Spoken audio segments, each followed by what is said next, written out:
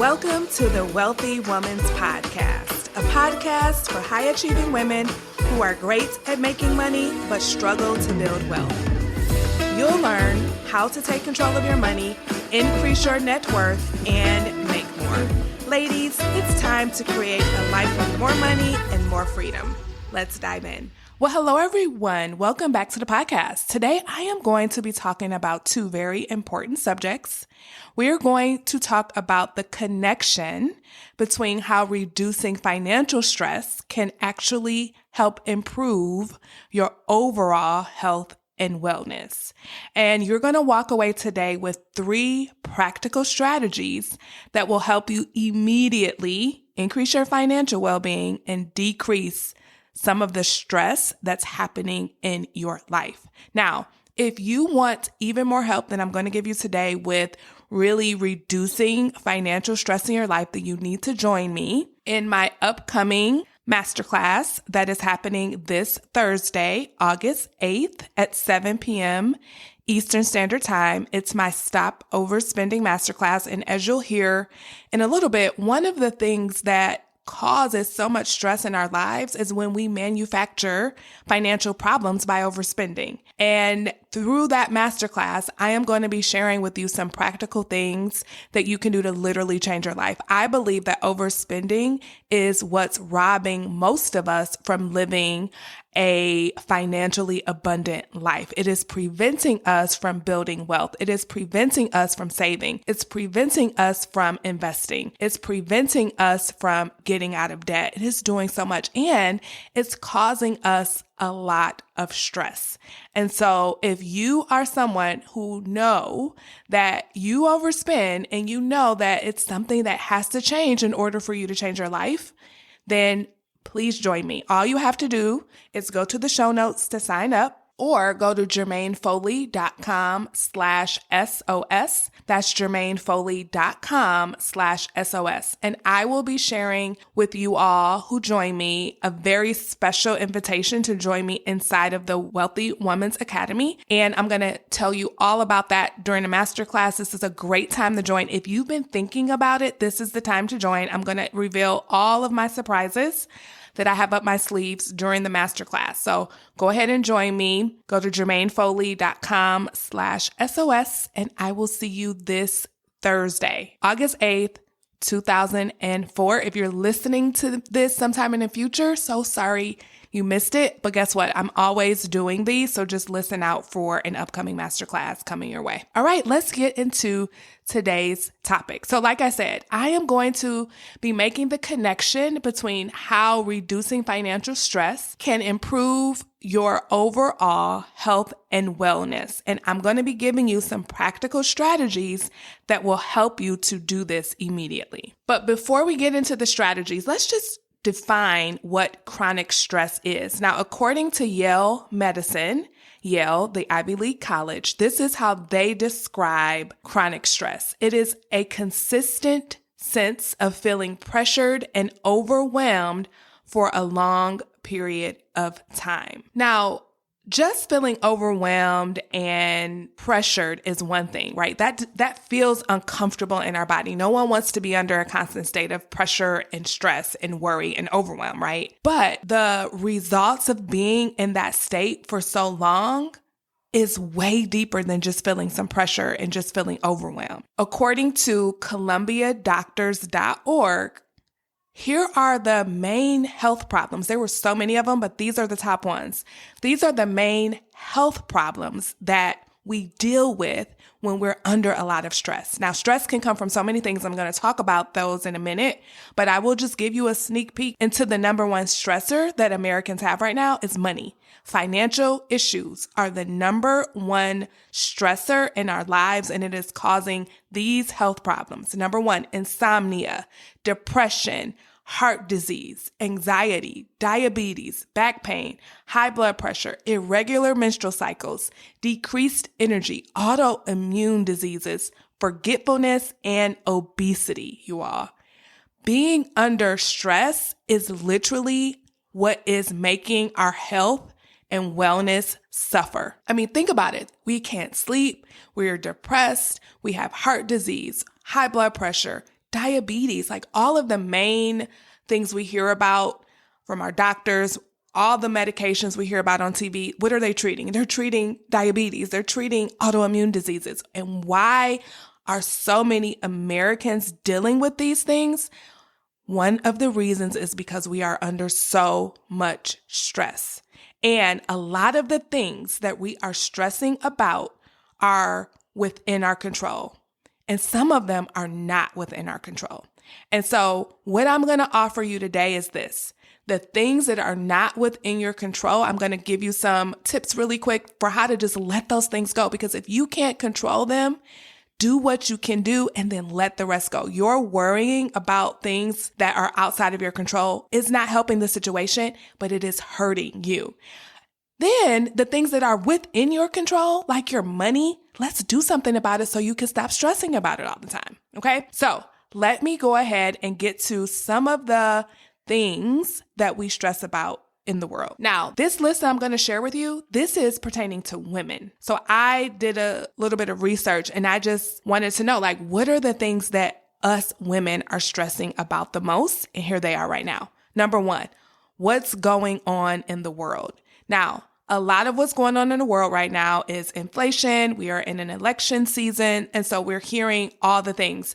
And most of these things are what? Outside of our control. I am going to offer you this right here when it comes to thinking about what's going on in the world. Control what you can control, do your part, and let the rest go. And just know that whatever happens in the world, you are going to show up as your best self and you're going to figure it out. You're going to figure out how to navigate through it, right? But worrying about it prematurely, it doesn't help you at all. It's actually hurting you.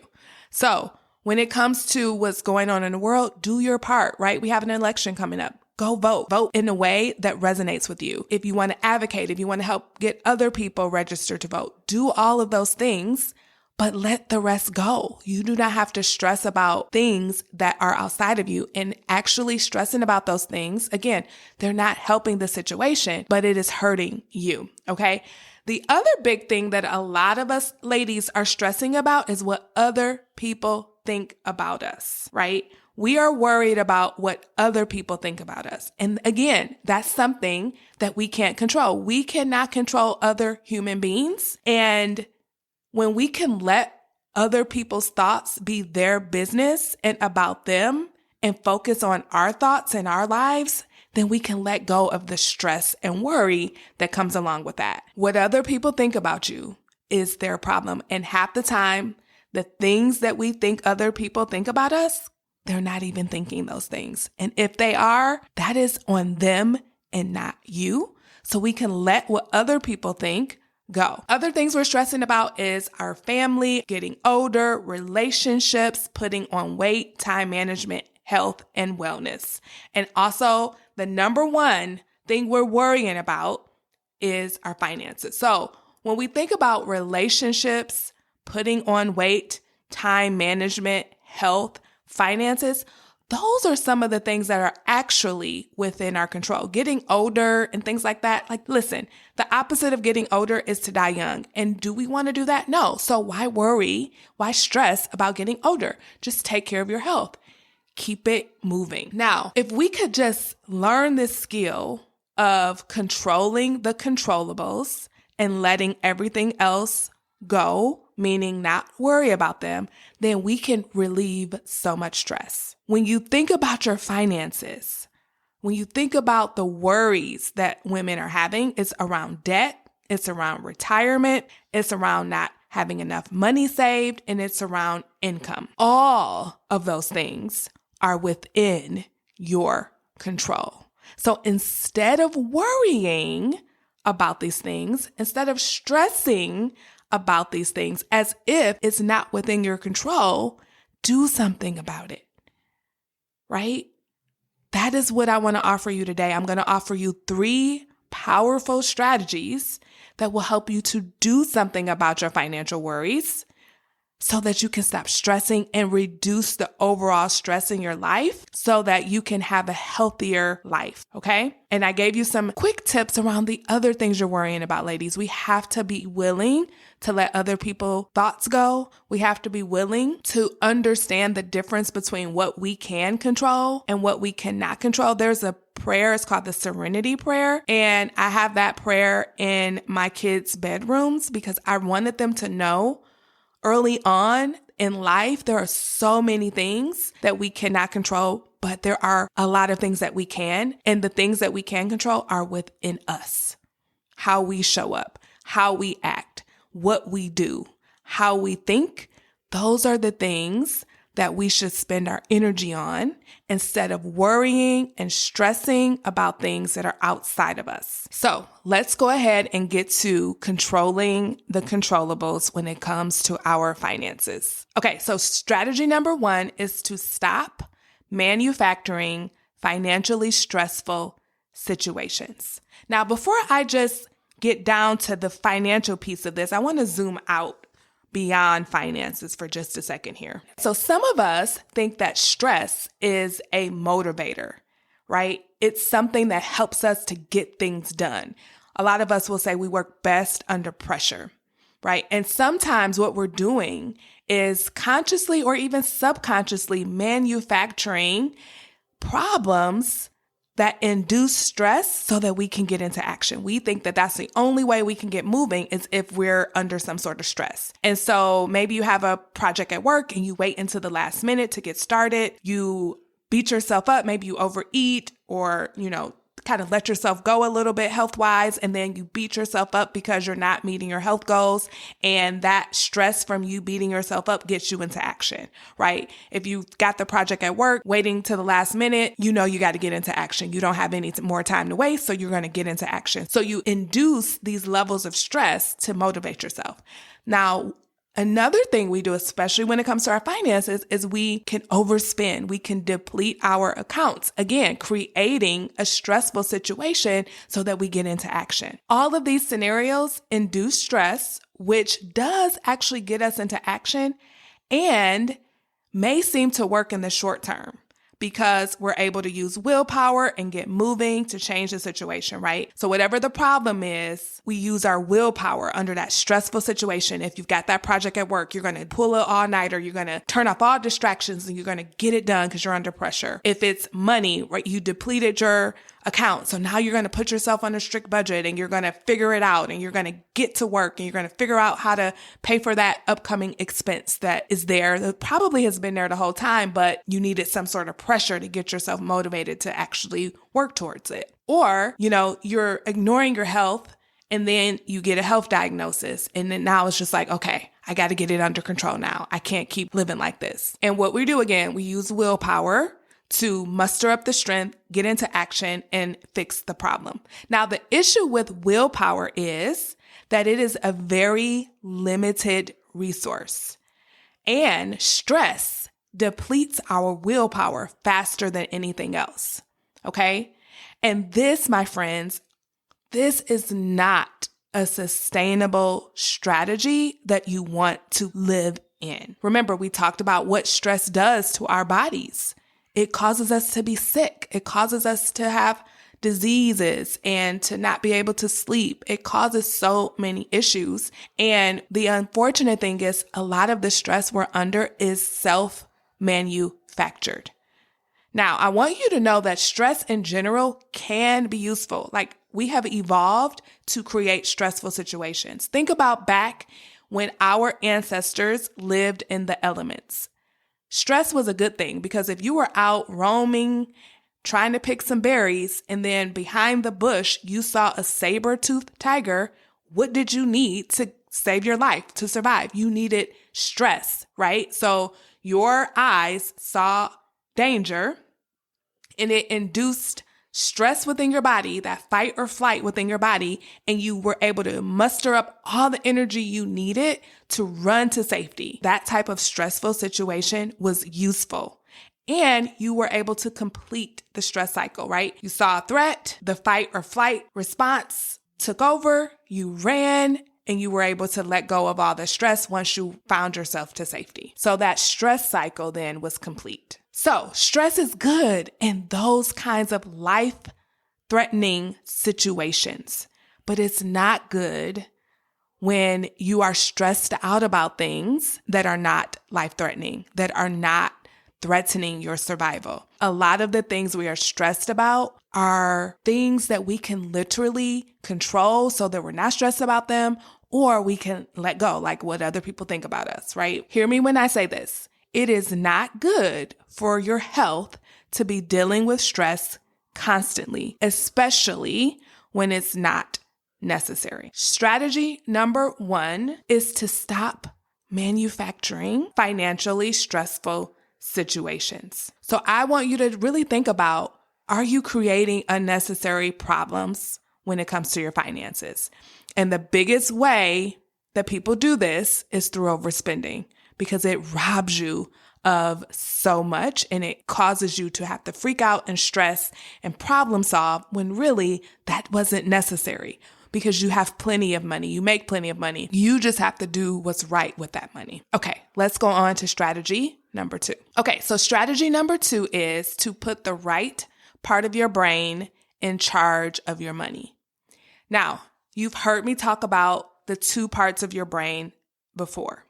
We have the prefrontal cortex, which is the part of your brain that is very unique to human beings, which allows you to plan long-term, to think about what's best for you today and what's best for you in the future. It is the part of you that has you listening to this podcast. It's the part of you that wants to grow, that wants to build wealth, that wants to have savings, that wants to get out of debt. It's the part of you that is all about long-term financial well-being. Okay? And then there's this other part of your brain, the primitive part of your brain. That is the part of your brain that operates off of a system called the motivational triad. It does not have the ability to care about the future. It is all about instant gratification, pleasure. It wants to do the easiest thing. It wants to conserve energy. It doesn't want to have to think hard. And it also wants to avoid pain, even emotional pain. So telling yourself no, or making a hard choice when it comes to not buying something that it wants in the moment. Your primitive brain wants all the things, right? It doesn't want to say no. It wants to just do whatever feels good in the here and now. Now, when you do not plan your spending ahead of time, when you do not sit down and decide intentionally what you're going to do with your money, you automatically put the primitive brain in charge of your money. And I love to use the analogy of, okay, the primitive brain is a toddler and the prefrontal cortex is the parent, right? So you're literally leaving the toddler in charge of the money when you don't sit down and think about the month ahead and make a plan for your money. When you sit down and do that, when you sit down and make a plan for your money, what you're doing is you're letting your prefrontal cortex look out into the future and think about today and make the best decisions for your money for today and tomorrow, because they're both equally important. The primitive brain, the toddler, wants to just put all the emphasis on the here and now. What's best for you today? What feels good in the moment? So it could care less about retirement. It can care less about having an emergency fund. It could care less about getting out of debt. It is just like, what can we do today that's going to give us a nice hit of dopamine? And it doesn't care about the future. Now, your prefrontal cortex does. It can look out and say, no, I want my 65-year-old self to retire with ease. I want to send my kids to college debt-free. I want to leave an inheritance for my grandchildren. Like, your primitive brain can't think that far out, but your prefrontal cortex can. And so you have to put your prefrontal cortex in charge of your money.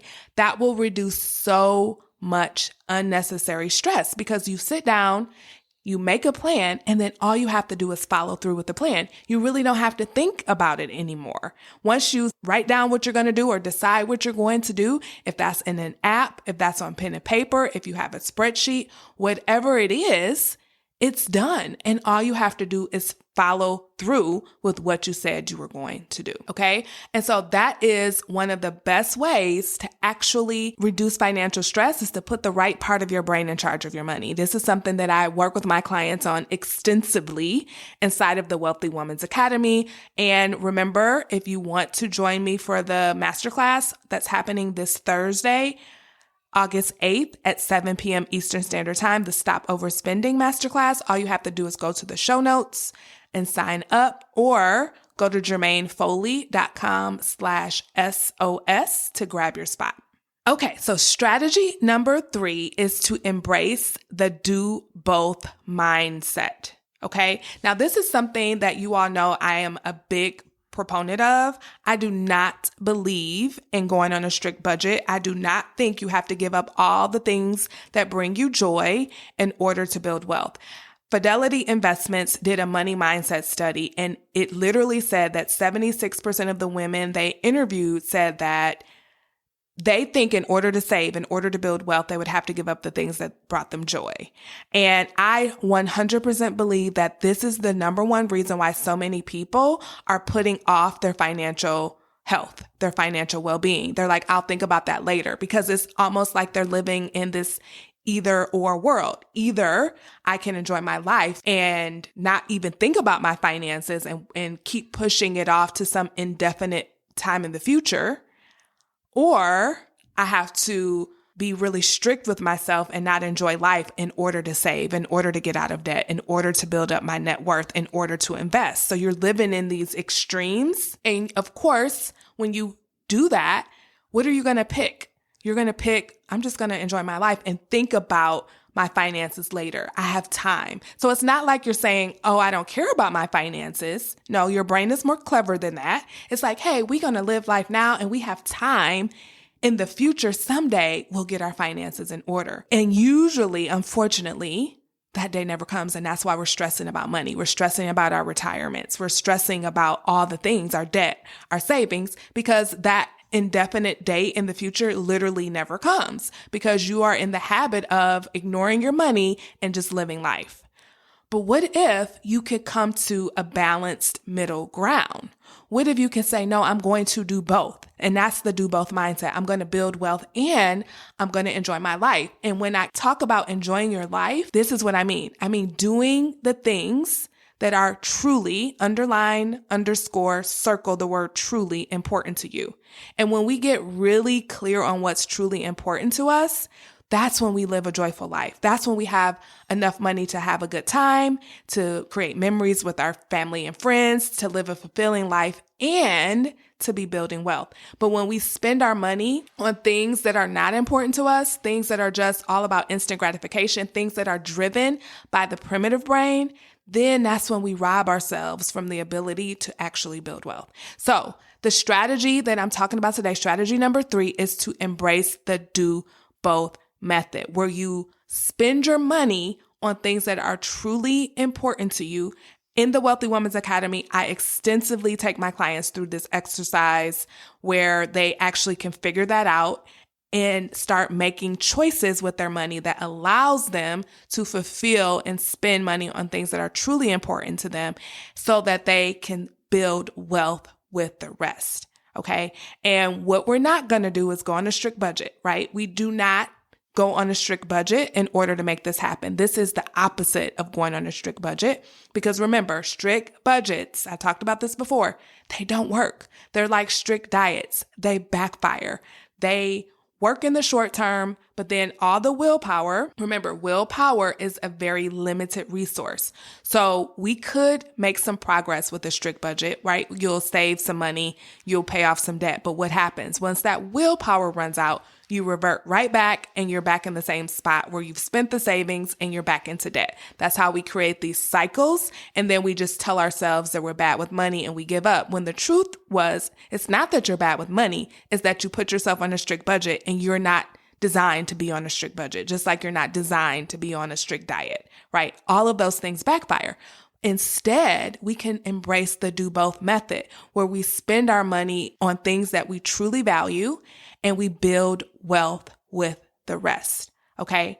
And so this is what I help my clients do. This is the premise of the Wealthy Woman's Academy. And this is some of the content we're going to go deeper into on Thursday. So make sure if you are interested in joining me for the Stop Overspending Masterclass to go to the show notes to sign up because it's coming in a couple days, or go to jermainefoley.com/SOS and we will get you registered. Now, let's go ahead and do a quick recap because remember, the goal for this episode was for you to reduce financial stress so that you can improve your overall health. I think I did a good job showing you the detriment of being stressed out all the time. Like the health concerns, the health issues.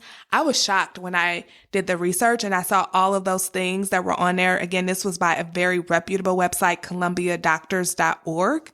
All the things, all the diseases, all the illnesses that stress can cause. And then when you look at the fact that financial stress, according to the American Psychological Association, that the number one stressor in Americans is finances. That's the number one stressor. And so listen, we don't have to live like this. And most of that stress is self-manufactured. You are in control of your finances. You do not have to be stressed out about them. And we can stop telling ourselves the lie that we're not in control, because the truth is we are in control. And when we can take back that power, that is when we can change our lives. That's when everything can change. Okay, so let's do a quick recap.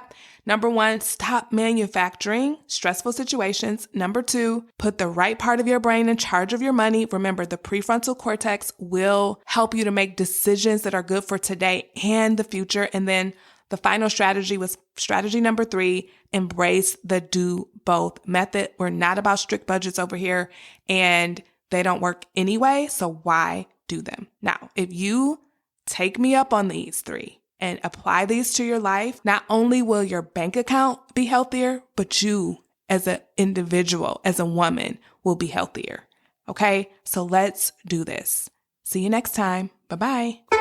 Hey, before you go, if you're ready to create a life with more money and more freedom, then you're invited to join the Wealthy Woman's Academy, my signature coaching program where you'll learn how to take control of your money and build wealth without sacrificing your lifestyle. To get started, head on over to jermainefoley.com/WWA. That's Jermaine with a G. See you over there. Bye-bye.